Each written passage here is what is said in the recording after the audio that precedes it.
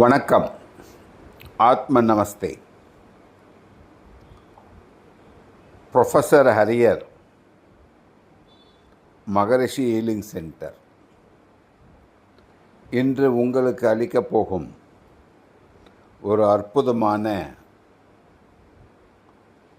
ஆதாரபூர்வமான ஆராய்ச்சி பூர்வமான விஷயம். அது என்னவென்றால், குலதெய்வத்தின் வழிபாட்டு முறையில் ஏற்படும் கர்ம நிவர்த்திகள், குறையும் உடல் உபாதைகள், வாழ்க்கையிலே வளர்ச்சி மற்றும் கர்ம பதிவுகளின் தீர்வு, குறைவு, இது எல்லாமே என்று பார்க்க போகிறோம். குல தெய்வம் சிலருக்கு பெண் தெய்வம் குலதெய்வமாக இருக்கும், சிலருக்கு ஆண் தெய்வம் குலதெய்வமாக இருக்கும். குலதெய்வத்தை அறியாத சிலரும் உண்டு. அவர்களுக்கு யார் அவர்களுடைய குலதெய்வம் என்பதையே தெரியாமலே வாழ்ந்து முடித்திருப்பார்கள், வாழ்ந்து கொண்டும் இருக்கிறார்கள். ஏன் நல்லா தானே இருந்தாங்க அவங்களும் அப்படின்னு நீங்கள் நினைக்கலாம், நானும் நினைக்கலாம். ஒன்று மட்டும் தெரிஞ்சுக்கங்க, சூட்சுமத்தை உள்நோக்கி உள்நோக்கி உள்நோக்கி சென்று சூட்சும ரகசியத்தை அறியும் பொழுது அதன்படி செயல்பட்டால் கடினமாக கிடைக்கக்கூடிய வெற்றி சுலபமாக கிடைக்கும். ஒரு மனிதனின் முயற்சி எப்படி வெற்றிக்கு அடிகோலிடுகிறதோ, அந்த முயற்சி பலிதமாக, அந்த முயற்சி வெற்றி பெற, அந்த முயற்சி சுலபமான முயற்சியாக கிடைப்பதற்கு குலதெய்வத்தின் அருளும் குலதெய்வத்தின் கர்ம நிவர்த்தியும் உறுதுணையாக இருக்கும். குலதெய்வம் என்பது வேறு ஒன்றும் அல்ல, நான் அறியாத என் மூதாதையர். நான் அறியாத என் மூதாதையர். நீங்கள் எல்லாமே கேள்விப்பட்டிருப்பீங்க. ஒரு குழந்தை பிறந்த உடனே, ஐயோ தாத்தா அவங்க அப்பா மாதிரி இருக்கான், தாத்தாவனுடைய அப்பா முப்பாட்டன், ஐயோ பாட்டி மாதிரியே இருக்காவோ, அவளுக்கு பாட்டின்னு மீனாட்சி பேரையே வச்சிரு. எப்படி 3 தலைமுறைக்கு முன்னால் இருந்தவர்கள் எப்படி சாயல் இப்போ கிடைக்கிறது? நீ ஒன்றா உங்கள் தாத்தாக்கோ பாட்டிக்கோ சொந்தமாக இருக்கலாம், உன் மனைவி அவர்களுக்கு சொந்தமில்லை. நீயும் உன் மனைவியும் பெற்றெடுத்து தான் அந்த குழந்தை. அந்த குழந்தை எப்படி அவங்க சாயலில் உங்கள் சாயலில் இருக்குது, மாறிக்கிட்டே இருக்கும். கடைசியில் அப்பாவனுடைய குடும்ப சாயலில் வந்து நின்றுடும், இல்லை அம்மா மாதிரி இருக்கும். அம்மாவனுடைய மூதாதையர்கள் சாயல் வர்றது ரொம்ப கடினம், ரொம்ப ரேர். அதுக்கு காரணங்கள் இருக்கு.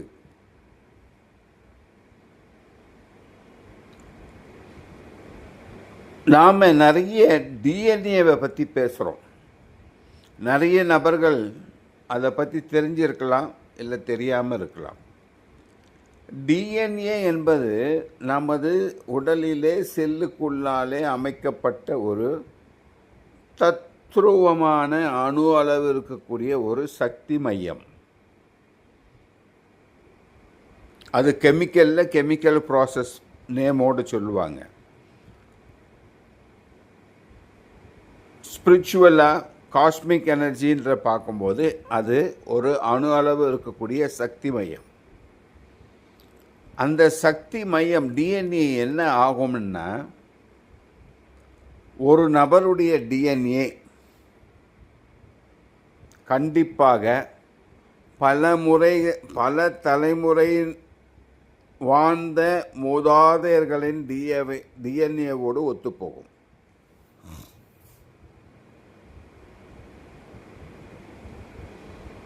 நீங்கள் சமீப காலத்தில் நீங்கள் பார்த்துருப்பீங்க, ஆப்பிரிக்காவில் இருக்கக்கூடிய நபரின் டிஎன்ஏவும் தமிழ்நாட்டிலே ஒரு குறிப்பிட்ட ஊரிலே இருக்கக்கூடிய ஒரு குடும்பத்தின் டிஎன்ஏவும் ஒத்து போகிறது.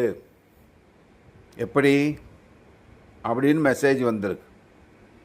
நீங்கள் படிச்சிங்களா என்னன்னு தெரியல, நான் படித்தேன், அது ஆராய்ச்சியும் பண்ணேன். அப்போ அதுக்கு அவங்க சொன்ன ஆராய்ச்சியாளர்கள் சொன்ன ஒரு கூற்று என்ன தெரியுமா? இப்பொழுது தான் கண்டங்கள் பிரிந்திருக்கின்றது. அப்பொழுது கண்டங்கள் அனைத்தும் ஒன்றாக இருக்கும்போது ஒரே குடும்பமாக ஒரே இனமாக வாழ்ந்த மக்கள் தனித்தனியாக பிரிக்கப்பட்டு காலத்தினாலும் சூழ்நிலையினாலும் கண்ட வேறுபாடினாலும் ரிசம்பிளன்ஸ் மாறிடுச்சு. உடல் வாகுகள் மாறிவிட்டன. ஆனால் டிஎன்ஏ மாறவே இல்லை, அப்படியே இருக்குது. அதே போல் ஒரு குரங்கு இனத்தின் டிஎன்ஏவும் மனித குரங்கு, மனிதனைப் போலவே இருக்கக்கூடிய ஒரு குரங்கு, அதனுடைய டிஎன்ஏவும் தமிழ்நாட்டிலே ஒரு கிராமத்திலே இருக்கக்கூடிய குடும்பத்தாரின் டிஎன்ஏவும் வெகுவாக ஒத்துப்போகிறது. எப்படிங்க? குரங்கிலிருந்து மனிதன் மாற்றம் பெற்றான், உயர்வு பெற்றான், வளர்ச்சி பெற்றான், பரிமாணம் அடைந்தது. கேட்டிருக்கோம் இல்லையா? அதுதான். இப்போ அந்த டிஎன்ஏன்னா என்னன்னு நீங்கள் புரிஞ்சிட்ருப்பீங்க. அது எத்தனை வருடம்னு சொல்ல முடியாது, எத்தனை தலைமுறைன்னு சொல்ல முடியாது, வந்துக்கிட்டே இருக்கும். ஏன்னா டிஎன்ஏல இருக்கிற கெமிக்கல் காம்பினேஷன் அதை அப்படியே பிடிச்சி இழுத்துக்கிட்டே வரும். அது நம்ம சயின்ஸு அதுக்கு போக வேண்டாம், அதுக்கு நிறைய ரிசர்ச் இருக்குது. அந்த டிஎன்ஏல இருக்கக்கூடிய கெமிக்கல் காம்போசிஷன் மூதாதையர்களுடைய ஒவ்வொரு குணாதிசயங்களையும் கர்மங்களையும் கர்ம பலன்களையும் அவர்கள் என்ன அலல்களையும் அப்படியே கூடவே எடுத்துக்கிட்டே வருது. அதுக்கு தான் ஒருவர் இறந்து விட்டால் அவர் யார் என்று கண்டுபிடிக்க முடியவில்லை என்றால் டிஎன்ஏ டெஸ்ட்டுக்கு போவாங்க. அவருடைய தந்தையாருடைய டிஎன்ஏவும் இவருடைய டிஎன்ஏ வச்சு செக் பண்ணுவாங்க. அந்த டிஎன்ஏ முக்கியமாக எங்கே எடுப்பாங்க தெரியுமா? முடியினுடைய அடிபாகத்திலே டிஎன்ஏ வெகுவாக சேர்ந்திருக்கும். தலைமுடியினே அடிபாகத்திலே டிஎன்ஏனுடைய கோட்பாடுகள் நிறைந்திருக்கும்.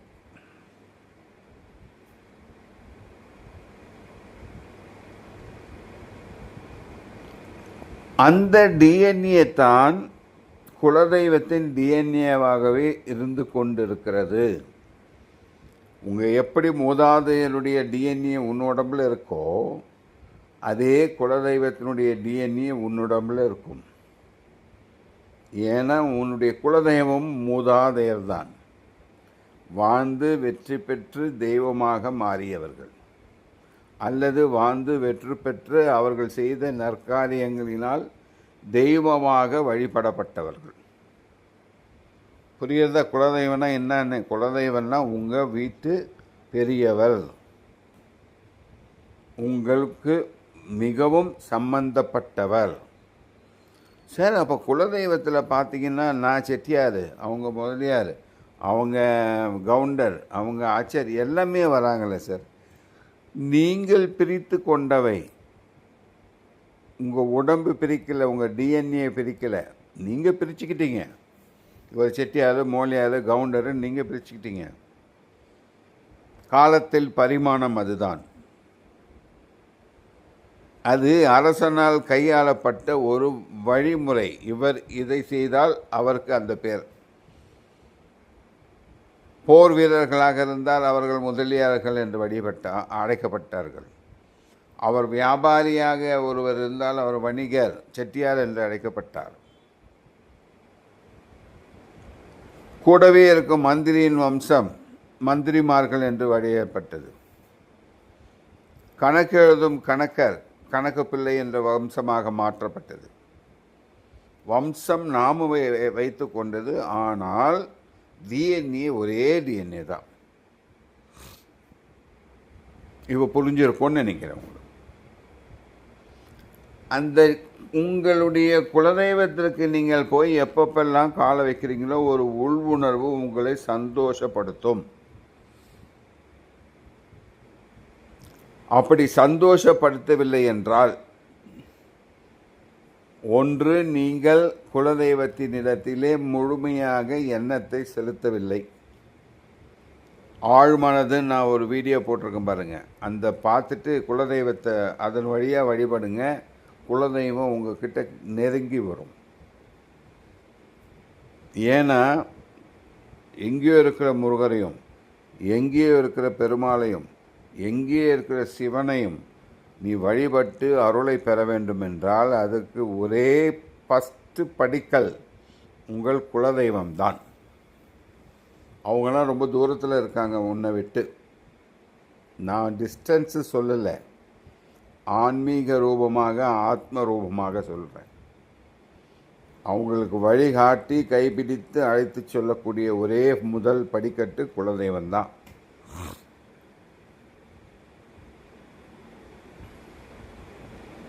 ஆதி சிவன் முருகரும் வாழ்ந்து வழிகாட்டியவர், சிவனும் வாழ்ந்து வழிகாட்டியவர். ஆதி மூலர் இந்த உலகம் தோன்றுவதற்கு காரணமாக இருந்தவர். பிரபஞ்சத்தின் மனித உருவு அவங்க தான் இவங்கெல்லாம். நானே பிரபஞ்சத்தின் மனித உருவு தான், நீங்களும் பிரபஞ்சத்தின் மனித உறவுதான். அதே உருவு மனிதனாக இருக்கிறது பிரபஞ்சம், அவ்வளவுதான். அந்த டிஎன்ஏ பொறுத்த வரைக்கும் உங்களுடைய வாழ்க்கை முறை அந்த டிஎன்ஏவை ஒத்துத்தான் இருக்கும். அந்த டிஎன்ஏ நல்ல டிஎன்ஏவை அமைஞ்சு போச்சுன்னா அவனுடைய வாழ்க்கை வெற்றி பாதையிலே கொட்டி கட்டி பறந்து சொல்லும். அந்த டிஎன்ஏ நெகட்டிவ் டிஎன்ஏவாக இருந்ததுனாக்கா சிரமங்களை நீங்கள் கவனிக்க வேண்டி வரும், பார்க்க வேண்டி வரும். அந்த டிஎன்ஏ பலவிதமான படிகளை சுமத்தி வந்த டிஎன்ஏவாக இருந்தால், சாபங்களை சுமந்து வந்த டிஎன்ஏவாக இருந்தால் அதை நீங்கள் அனுபவிச்சு தான் ஆகணும். ஐயோ தாத்தா செஞ்சாங்க எனக்கு என்ன இருக்குன்னு சொல்ல முடியாது. இன்னொரு தேதி உண்டு, 3வது தலைமுறை அந்த வீட்டிலே குழந்தையாக வந்து பிறக்கிறார்கள்.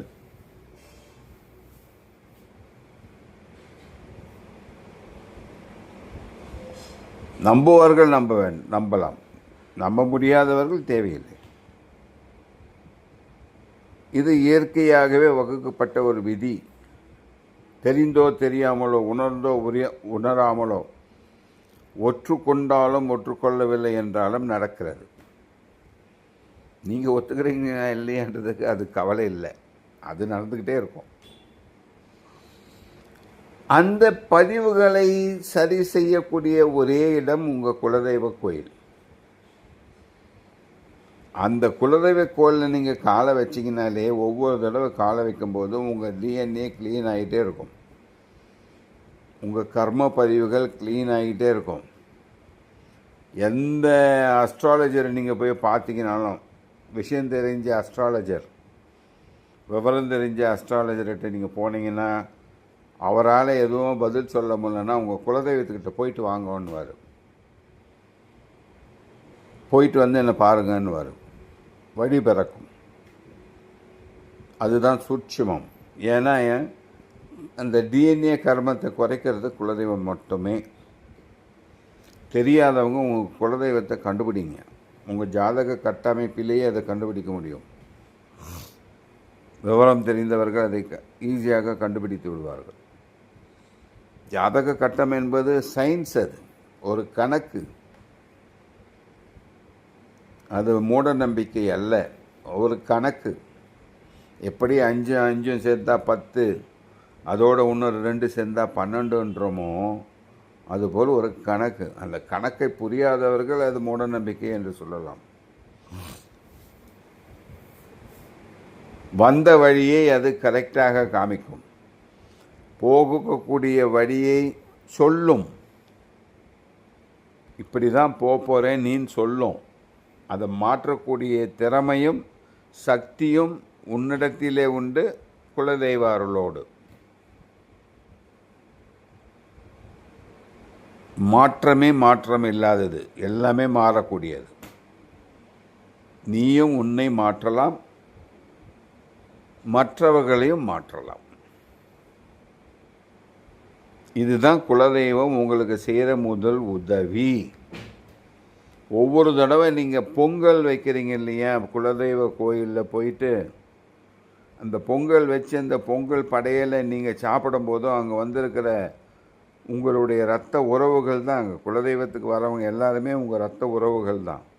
தெரிந்தோ தெரியாமலோ, அறிந்தோ அறியாமலோ அந்த இரத்த உறவுகளுக்கு நீங்கள் பகிர்ந்து ஒன்றீங்க இல்லையா, அப்போது ஒருத்தருக்கு ஒருத்தர் இருக்கக்கூடிய பகை டிஎன்ஏக்கள் குறைக்கப்படுகிறது, கர்மங்கள் குறைக்கப்படுகிறது, உங்கள் முன்னோருடைய ஆசீர்வாதம் அதிகரிக்கிறது. நீங்கள் உங்கள் முன்னோர்களால் சபிக்கப்பட்டவர்கள். முன்னோர்கள் யாரும் நம்மளை சபிப்பதில்லை, அவங்களுடைய சாபத்தை நம்ம வாங்கிட்டு வரோம், அவங்களுடைய கர்மாவை நம்ம சுமந்துட்டு வரோம். அந்த கர்மாக்களை சுமக்கக்கூடிய கர்மாக்களை நிவர்த்தி செய்யக்கூடிய ஒரே சக்தி குலதெய்வம். முடிஞ்ச மாதத்துக்கு ஒரு தடவை போய் வாங்க. பௌர்ணமிக்கு போனால் ஒன்றும் விசேஷம் நிறைய சொல்லுவாங்க. ஏன் தெரியுமா? நியூட்ரல். பௌர்ணமின்றது பிரபஞ்ச சக்தியின் நியூட்ரல். வளர்ச்சி அடையக்கூடிய ஒரு பாதையை காமிக்கக்கூடிய நாள், தேய்ந்து வளரக்கூடிய நாள், நியூட்ரலாக இருக்கும். அப்போது பிரபஞ்சத்தினுடைய சக்தியோடு நீ சீக்கிரம் இணையலாம். குலதெய்வமோ பிரபஞ்சம்தான். அதுக்கு தான் எல்லாம் பெரிய பெரிய கோயில், சக்தி உள்ள கோயில்களில் பௌர்ணமியும் முக்கியமாக கொண்டாடுவாங்க. சத்யநாராயணா பௌர்ணமி பூஜை, சிவனுக்கு பௌர்ணமி கிரிவலம். எந்த குலதெய்வமாக இருந்தாலும் பௌர்ணமி போய் பாருங்கள், பொங்கல் வைங்க, அபிஷேகம் பண்ணுங்க. அபிஷேகம் என்பது தனி அர்த்தம் கொண்டது.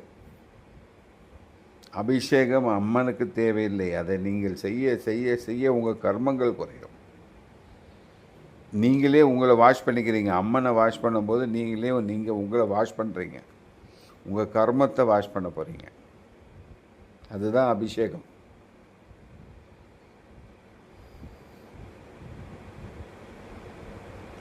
டிஎன்ஏவை பார்த்தோம், எந்த அளவுக்கு குலதெய்வம் டிஎன்ஏ கொடுத்து உதவி டிஎன்ஏ கர்மத்தை குறைக்குதுன்னு. கோயிலில் போய் ஏன் குழந்தைக்கு மொட்டை அடிக்கிறது தெரியுமா? டிஎன்ஏ பதிவு பண்ணுறது தான் அந்த மொட்டை அடிக்கிறது. நான் ஏற்கனவே சொன்னேன், டிஎன்ஏ மயிர் துகள்களில் அடிபாகத்திலே இருக்கிறது. அந்த டிஎன்ஏவை ஓப்பன் பண்ணி குலதெய்வ மண்ணில் இருக்கிற டிஎன்ஏயும் குலதெய்வத்தில் இருக்கிற டிஎன்ஏயும் ஒன்றா நீங்கள் மெர்ஜ் பண்ணி ரெஜிஸ்டர் பண்ணுறீங்க. இது உன்னுடைய குழந்தை என் வீட்டில் பிறந்திருக்கு, இவனும் உன்னுடைய சந்ததி தான் என்று ரெஜிஸ்டர் பண்ணுவது தான் மொட்டை அடிக்கிறது. டிஎன்ஏ கனெக்ட் பண்ணுறது அர்த்தமுள்ள வேலைகள். நம்ம சமுதாயத்திலே பழக்கப்பட்ட அனைத்துமே அர்த்தமுள்ள வேலைகள். மறந்து விட்டோம், சொல்வதற்கு ஆள் இல்லை, நான் சொல்லி கொண்டிருக்கின்றேன். அடுத்ததாக சிலர் சொல்லுவாங்க, உங்கள் குலதெய்வம் உங்கள் மேலே கோபமாக இருக்குன்னுவாங்க.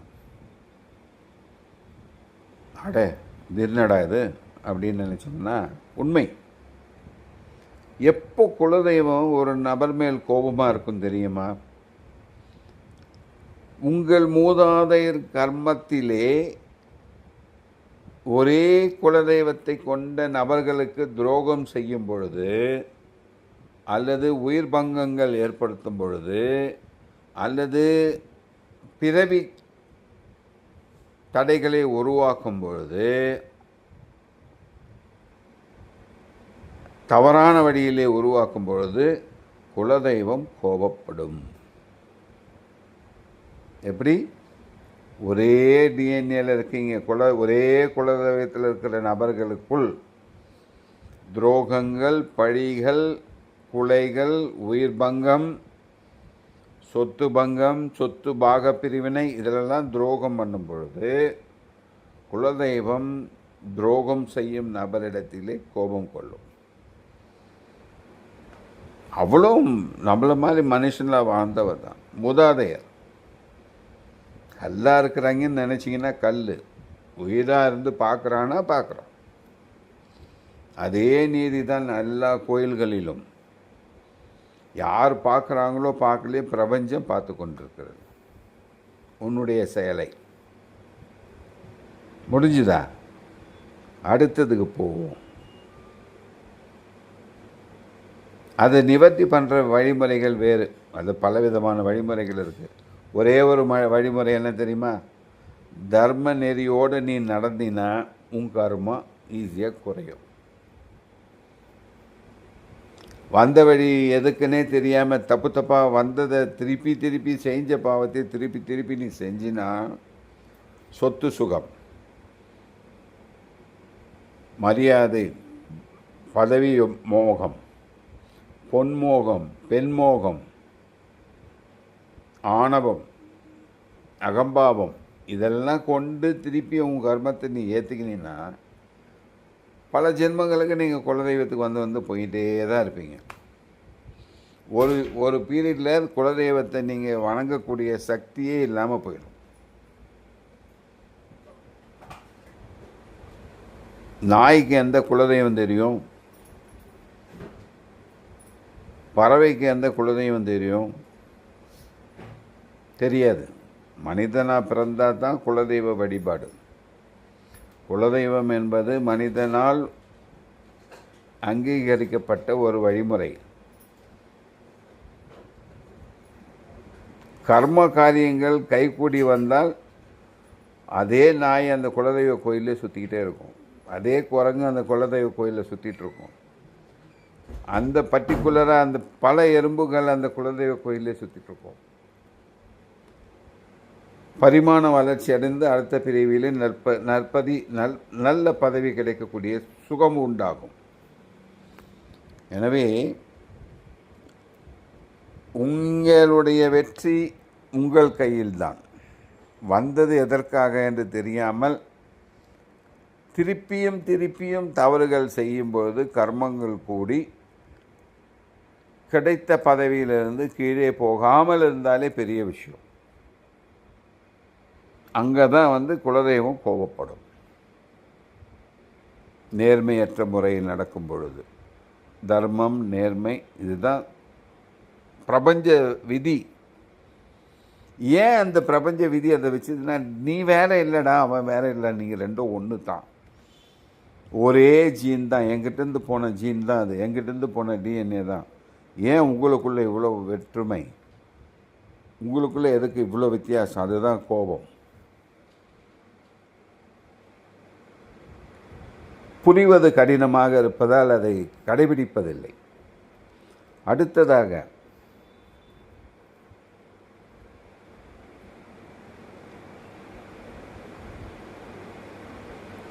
உங்களுக்கு குலதெய்வத்தின் அருள் கிடைத்து விட்டால்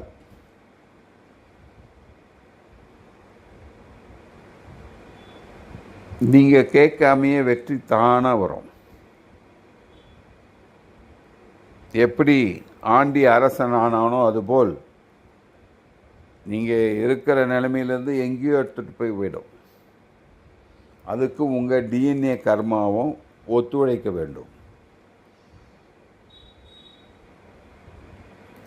குலதெய்வம் என்பது தனி கோயில் அல்ல, உங்களுடைய வீட்டின் ஒரு பகுதி. உங்கள் வீட்டுக்கு என்னென்னலாம் நீங்கள் பண்ணுறீங்களோ குலதெய்வத்துக்கு நீங்கள் பண்ணும்போது நீங்கள் சுபிட்சமாவீங்க. நீங்கள் அழகாக வீடு வச்சுருந்தீங்கன்னா உங்கள் குலதெய்வம் கோயிலும் சுத்தமாக அழகாக இருக்கணும்.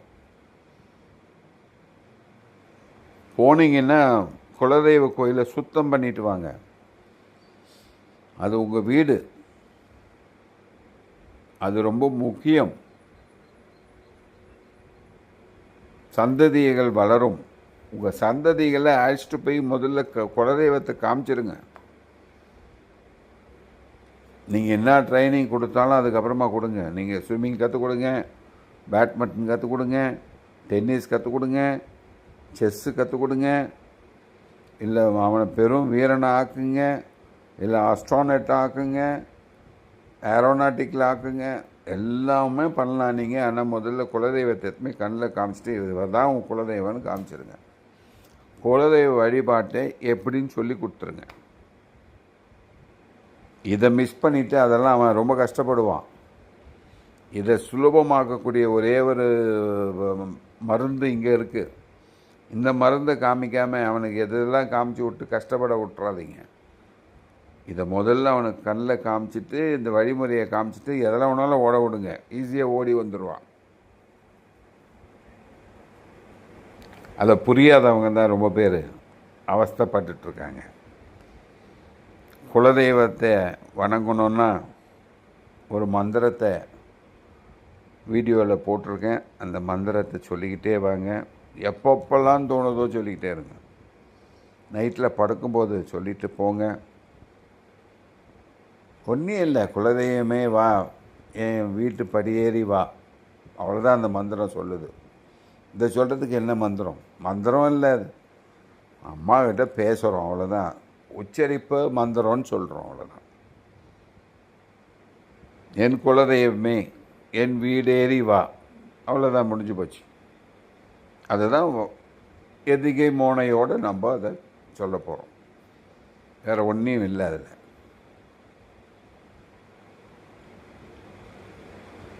நன்றி, வணக்கம். என்னால் முடிந்த வரையில் சில விஷயங்களை சொல்லியிருக்கிறேன். ஓம் என் குலதெய்வம் வரவர ஓம் வம் வம் ஒம் ஒம் என் படி ஏறி வாவா என் குலதெய்வமே. ஓம் என் குலதெய்வம் வரவர ஓம் வம் வம் ஒம் ஒம் என் படி ஏறி வாவா என் குலதெய்வமே. ஓம் என் குலதெய்வம் வரவர ஓம் வம் உம் உம் என் படி ஏறி வா வா என் குலதெய்வமே. ஓம் என் குலதெய்வம் வரவர ஓம் வம் வம் உம் உம் என் படி ஏறி வா வா என் குலதெய்வமே.